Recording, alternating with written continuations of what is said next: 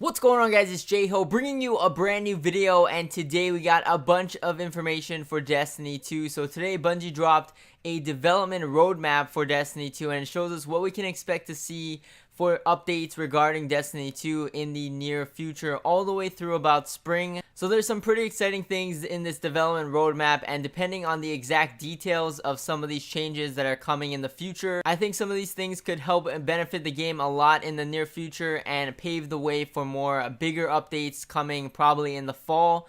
So let's get into this. There's a lot of stuff listed on this roadmap, so let's get into some of these updates coming in the future. So starting off with the first one, 1.1.2, that is the one that came out this week. So not really going to go through that one because we all know what came out in this patch for this week. Moving on to the next column though, we have February 27th is when the next major update is going to occur. And it's 1.1.3 regarding strikes and social things. So we're going to see things like Nightfall scoring and high score tracking, emblem/aura rework, fireteam members on destination map, PC public text chat, exotic repetition reduction, companion mod/shader interactions, companion vendor viewing, and a Nightfall strike unique rewards. So not really too many exciting or big changes in this one. My favorite ones probably are Nightfall scoring. I think that's going to make the Nightfall a little bit more exciting.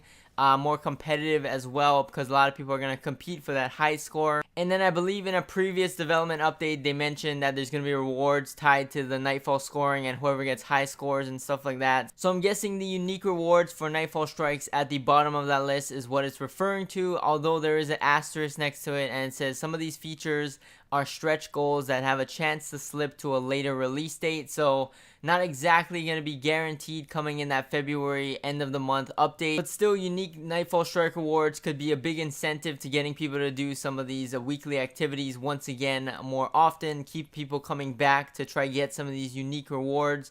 So that could be a really good idea. I think they should add on to that though and bring back strike specific loot, so that would be really good as well. Moving on though to the next month's update on March 27, 1.1.4, a lot of Sandbox and Crucible changes. I know a lot of people want some of these big Sandbox changes and Crucible changes because I think Crucible is what helps sustain the game a little bit more during these downtimes when there's no new content in terms of PvE. And because Destiny 2's Crucible is not as fun to a lot of people compared to what Destiny 1's Crucible was, that's why the player base is getting a little bit discouraged, a little bit smaller and stuff like that, because it's not as fun to play. Me personally as well, I don't like playing the Destiny 2 version of Crucible as much as I did in Destiny 1's version. So I think the Sandbox changes could be really good. I'm not sure how big they're going to go in terms of Sandbox changes because I really think they should consider going back to the original weapon system of primary, special, and heavy weapons instead of the current way it is right now with kinetic and energy and power. But anyways, I can talk more about that in another video, so let's get into the list for March 27th. This one says weapon/ability Sandbox changes, heroic strike modifiers, Iron Banner 6v6, weekly Crucible playlist including Mayhem, Crucible ammo and gameplay tuning, Nightfall challenge cards, Crucible quitter penalties, repeat Crucible map/strike protection, and exotic weapon/armor Sandbox changes. So I think this one is the most promising out of all of them so far. I think there's potential to have a lot of good stuff in this March 27 update. I think the weapon/ability Sandbox changes could make people want to come back again.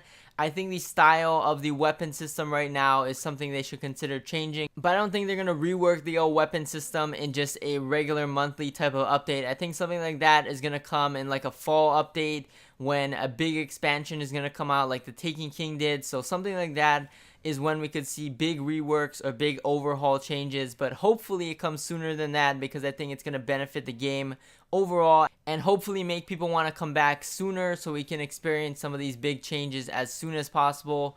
I'm really excited for heroic strike modifiers. I mentioned that in a previous video. That's going to make heroic strikes more fun. Right now it's kind of hard for me to play heroic strikes just because it's not really that fun. It's just a harder version of the regular strikes. There's nothing exciting about it. You're just doing the same thing over and over and there's no excitement, no changes. There's no altering of your loadout. I think that was one of the fun things for me back in Destiny 1 for Nightfalls and even Heroic Strikes. Just being able to change my loadout, use different types of guns each week, different weapons, different armor, different abilities, different subclass setups, all that kind of stuff was really fun whenever there was different modifiers on, different burns and stuff. So that made it a lot more fun for me personally. Iron Banner 6v6 is really good. Hopefully 6v6 comes in general for all Crucible game modes, or most of them at least. And then I think exotic weapon / armor sandbox changes can be really good. We need exotics to feel a lot more powerful and stuff like that. So I can go more in depth on that in another video. And then also Nightfall challenge cards is something that I'm interested in. I'm not sure what exactly that is, but hopefully that's something that makes the Nightfall more exciting as well, besides adding that high scoring from the previous update. So really excited to hear about that one in terms of the March 27 update as well. And then finally, coming way beyond that in May for Season 3 1.2.0 update with all the new seasonal content as well. We're going to get some big changes also. So we're going to see Eater of Worlds Prestige Mode. We're going to see seasonal Crucible rankings, private matches, vault space increase, multi-emote, exotic masterworks, seasonal vendor progression, and faction rally improvements, as well as the possibility of mod system improvements. So a lot of bigger changes coming in that next seasonal update in May. So all of these are really good changes overall. We pretty much know what to expect out of most of these bullet points. So we know that the Prestige mode is going to come out for the new raid lair. We saw a little bit about the seasonal Crucible ranking system and all that stuff that they showed us in the previous development update, so we know a little bit of what to expect for that. Hopefully in the previous March update they changed the Sandbox and Crucible up enough to make people want to come back and play for Crucible rankings, play in these seasonal Crucible rankings.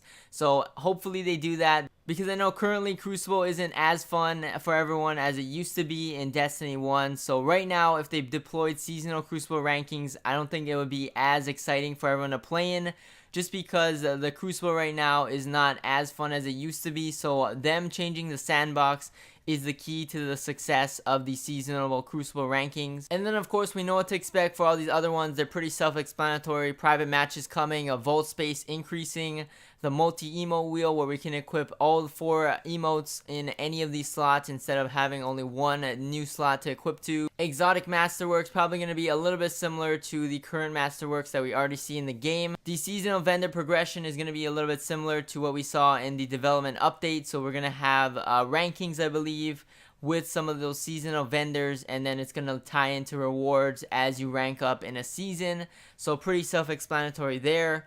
And then the more exciting one out of that final column is the mod system improvements. Again, that one could go to a further update because it has an asterisk on it, but hopefully we see it by then at the latest.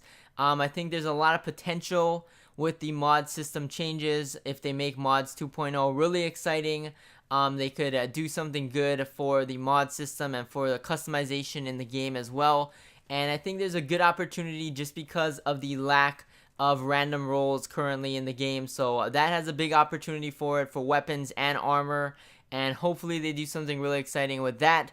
But anyways, that's about it for this video. Thank you guys for watching. As always, let me know what you guys are most excited for on this list. I think my thing that I'm most excited for is coming in mainly March, the March update with the Sandbox changes, the modifiers on the strikes.